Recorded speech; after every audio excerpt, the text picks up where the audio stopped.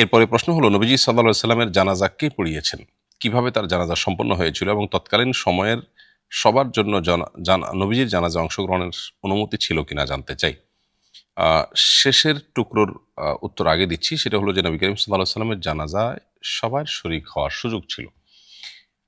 এমন কোনো বিধিনিষেধ ছিল না যে তার জানাজা অমুক অমুক শ্রেণী মানুষরা পড়তে পারবে না বা বিশেষ শ্রেণীর মানুষরা পড়বে, এরকম কোনো বিধিনিষেধ ছিল না। যে কেউ তার জানাজা পড়তে পেরেছেন।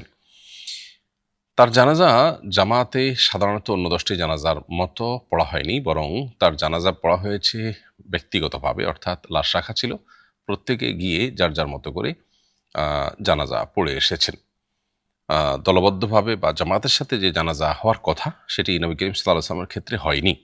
কেন হয়নি তার উত্তর খুবই পরিষ্কার। সেটা হলো যে মূলত তার ওয়াফাতের পর খলিফা কে হবেন, তার প্রতিনিধি কে হবেন, সে বিষয়টি সাহাবীগণ তখনও চূড়ান্ত করতে পারছিলেন না। একদিকে নবী সাল্লাল্লাহু আলাইহি সাল্লামের ওয়াফাতের পর তারা অত্যন্ত বেদনায় ভেঙে পড়েছিলেন এবং একটা অস্বাভাবিক গুমোট পরিস্থিতি তাদের মধ্যে ছিল। এরপরে আবার সিদ্ধান্তহীনতার একটা ব্যাপার ছিল।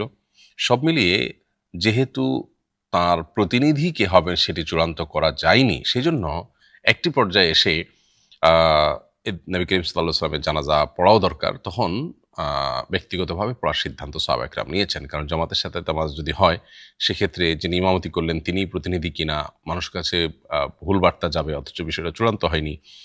এই ইস্যুগুলোকে মাথায় রেখে সাহাবা একরাম যার যার মতো করে জানাজা পড়েছেন এবং এই জানাজায় যে কেউ শরীক হতে পেরেছেন।